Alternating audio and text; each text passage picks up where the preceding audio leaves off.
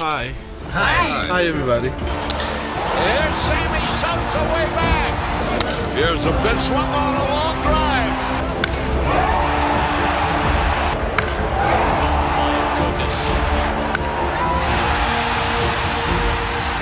Swung belted, line drive center field.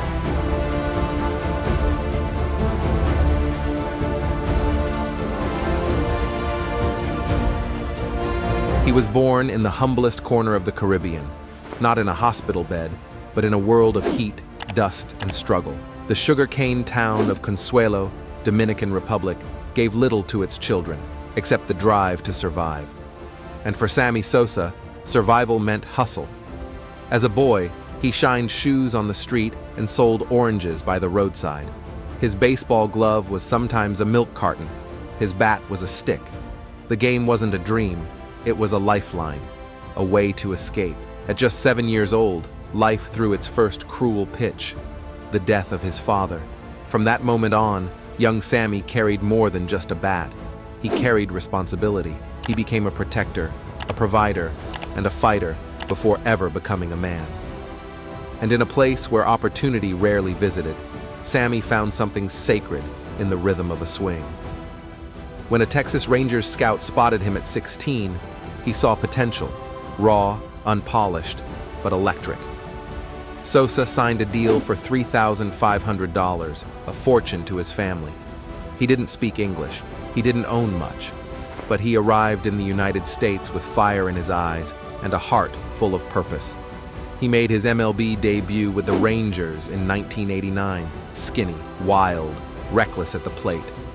He batted .238 with just one home run, but there was something more to him: speed, charisma, and a cannon of a swing. That same year, he was traded to the Chicago White Sox, and 2 years later, to the team that would define his life, the Chicago Cubs. Wrigley Field, with its ivy-covered walls and working-class soul, met a player who matched its energy. In 1993, he erupted. 33 home runs, 93 RBIs, 36 stolen bases. It was the first 30-30 season by a Cub since 1959. Suddenly, the quiet kid from Consuelo had become a hometown favorite. The swagger grew.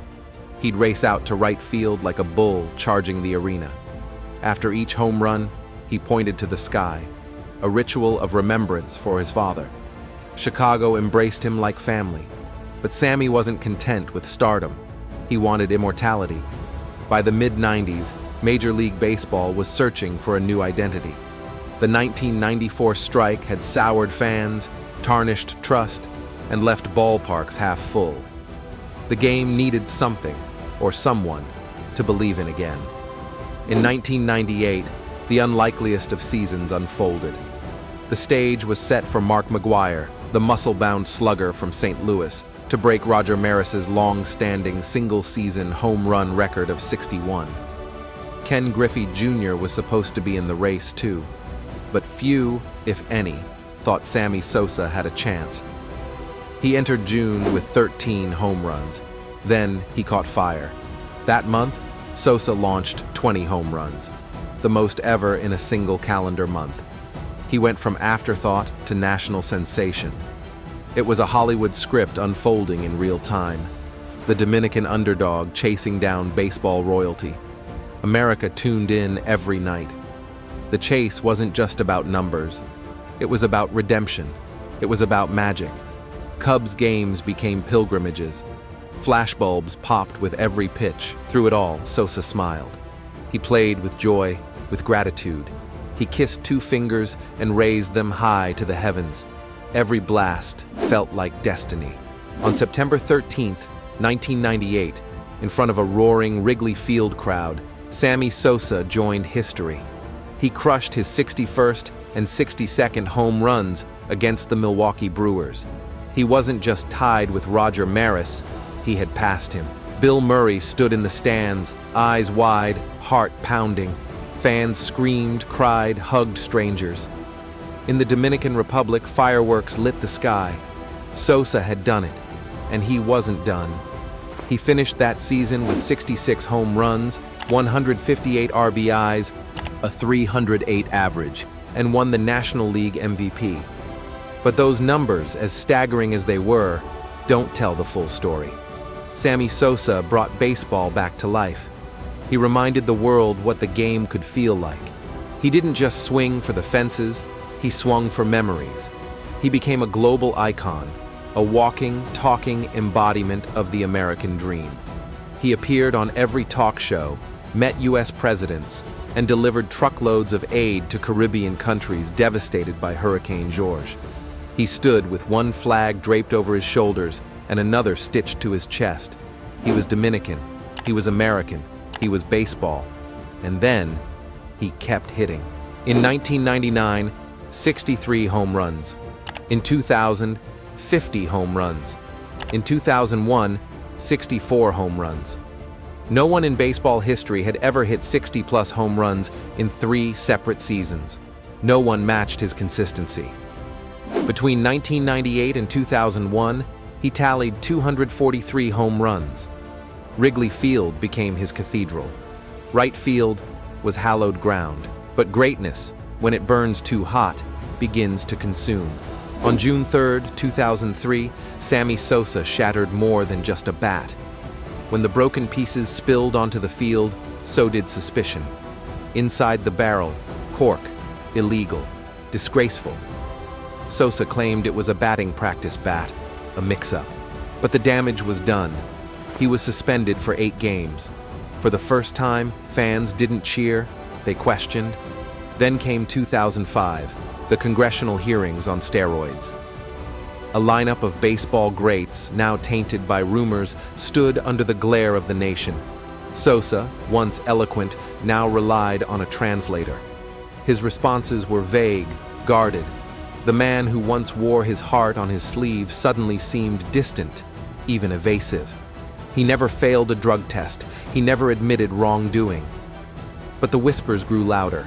His performance declined. Injuries crept in. The joy disappeared. The end came not with a bang, but a slow fade. In 2004, Sosa left the final game of the season before the first pitch was thrown. Security footage confirmed it. A fan base felt betrayed. The Cubs quietly cut ties.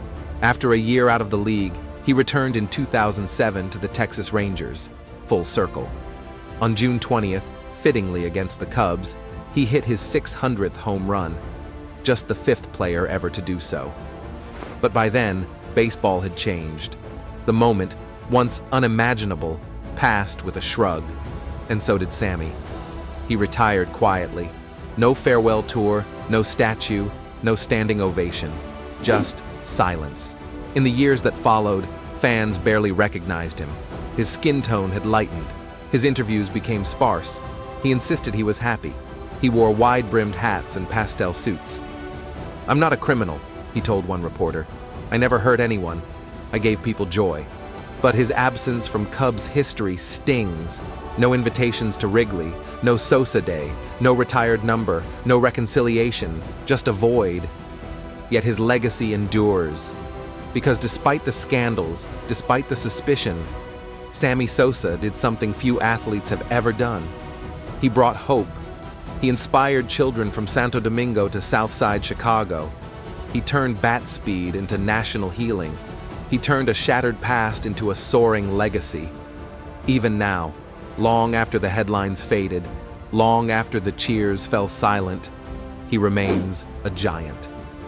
Maybe history won't remember him as kindly as others. Maybe the corked bat and steroid era will always be part of his story. But what's undeniable is this: Sammy Sosa lit up the game.